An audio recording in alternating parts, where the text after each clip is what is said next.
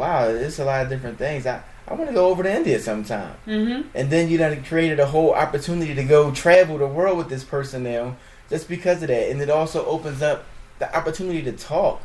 And like I was saying, you know, putting them phones away is important because I get so angry nowadays because you go out to a restaurant, you look over, you see people just on their phones.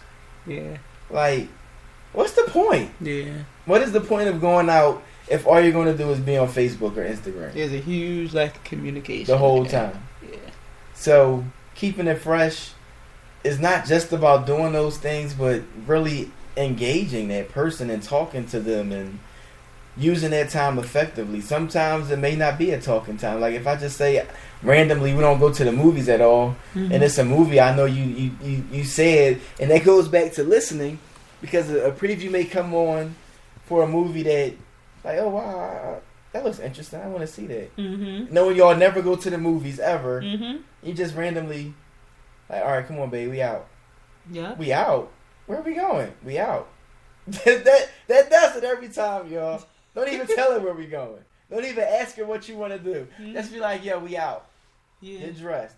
And don't do something crazy like pull out the outfit that you wanted to wear or nothing. Yes, I remember that. What you talking about, babe? I remember that. That was my birthday. Did I have to work that day? I think I was at work. I came home and I'm like, you know, I'm simple. I'm very simple. I'm very easy to please. It's not really that hard for me, but it's so crazy because Daniel knows all the stuff that's in my head. Like, yes, we communicate and I talk about a lot of stuff and I tell him what I like and what I don't like. But there's some things, of course, that I don't say because, like, yeah, you know, maybe I won't get that. But he does everything that's in my head, and I've always wanted to come home and my clothes are laid out and you like, all right, let's go. He did that on my birthday. And it was just so amazing. I came home and he was like, hey babe, go upstairs, get dressed. And he had the whole outfit laid out. It was the dress, the shoes, you know, whatever else. And it was cool. And we drove and we went to Morton's and it was so awesome. And I had like the personalized dinner menu with my name on it and they took pictures. Keeping it fresh, yo. Will you marry me? and it's crazy because people really ask us and come at us like our relationship can't possibly be good. Like the way we perceive it to be, the way people we put it always out. think we're fake. Like people think we be frauding, like we be fronting, but no, we really good. I'm really the googly-eyed, skipping down the street, wanting to hold your hand all the time type of chick. Like, we're just real corny. It's crazy, but it's what God ordained. Period. You know, it's something that I always wanted. I always wanted a relationship. I always wanted a relationship like I'm in now. You know, something that's not forced. Something that, you know, he knows me, I know him. We're good together, and like I said, and it's not forced. So it was just ordained, and I thank God for what He's done already and what He's doing. It's just he over here blushing halfway a little bit, but yeah. The key is God. That's the key. What Sedaria said. That's key. God ordained it exactly. You know, because God, if God didn't tell you that that's the person for you, if that's not the one that God has prepared for you, it will not work. It may be good for a little bit. Y'all may be having a ball for a year, 2 years, 5, 10, 20 years. But it's not going to work ultimately if God did not ordain it. And you know what? You may be good for a lifetime. But God didn't put us here on this earth just for us. You know, He put us on earth to help build other people, you know, help encourage others and help save souls. So if you're just walking around and you're happy together and that's it, you're only happy together and no one else is benefiting from it, it's just, you didn't do your job, you that's know. Right. So, you know, like I said, I prayed for Daniel even before I knew it was Daniel that I was praying for. And we're doing what we're doing, and I'm so glad that he has the vision. We share the same vision. You know, we both want to build up the kingdom of God in whatever way possible, through nonprofits, through different business ventures, whatever the case is.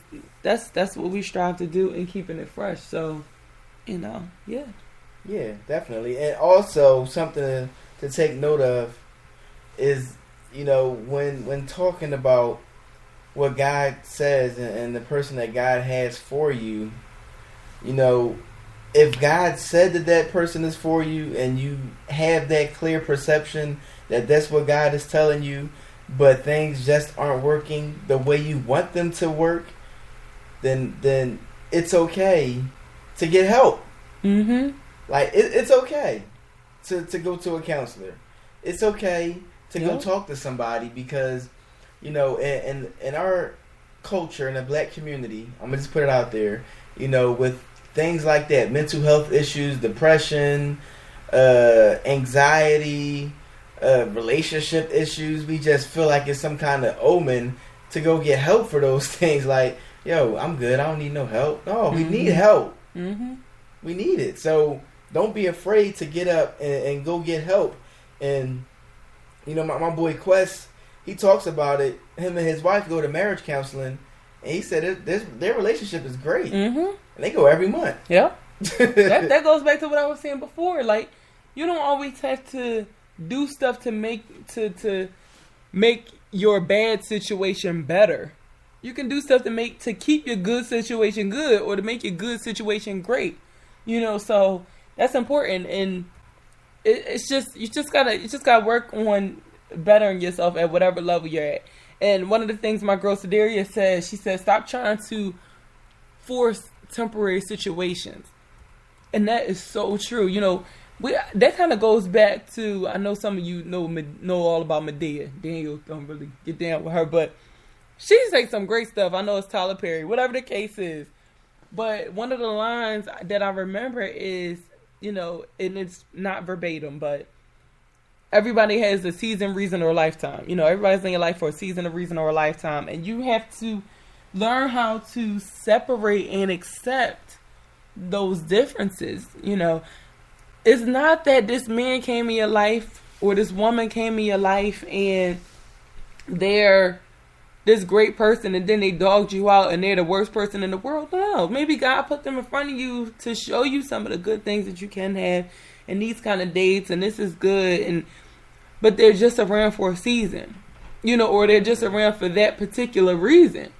Maybe this person came along and showed you some new visions or took you to some new places so that you can go on and show your husband or show your wife these places. You know, that doesn't necessarily mean that you have to be enemies. And one of the lines that, you know, or one of the lessons that my mother taught me that I always use, I think I probably said it a couple times on this show, as well as social media, and to my friends, every good man isn't good for you. They may be a good man, they may know how to treat you, or good. It translates over to for men as well, for women. You know, it may be that person is a great person in general, but they may not be the person that God ordained for you. Mm-hmm. You know, so they may be around to show you a great time, which is great, but we have to learn to accept those great times and move on when it's supposed, you know, when we're supposed to move on. Mm-hmm. So. Yeah, definitely, 100%. Mm-hmm. My wife, she loves me, y'all. My wife loves me because I'm corny. Man, I'm about to throw her somewhere. Why? Because you play too much. How you going to go from my wife loves me because I'm corny to I'm about to throw her somewhere because you play too much? I don't understand. Easy, because that's how we work. Okay, I love you. That's how we function. Okay, I love you too. So, anyway. I'm sleepy, yo. It's what time is it? It's 10:56. Yeah, but it's like 2 o'clock in the morning at home. So what? Yo, I'm going to bed, y'all. Our time is thrown way off. Yo, it's 4 minutes early, but I'm going to bed. I'm about to be snoring in like 1.5 minutes. But, yeah, so, I mean, there are so many different things that you can do in your relationship to keep it fresh. Yeah.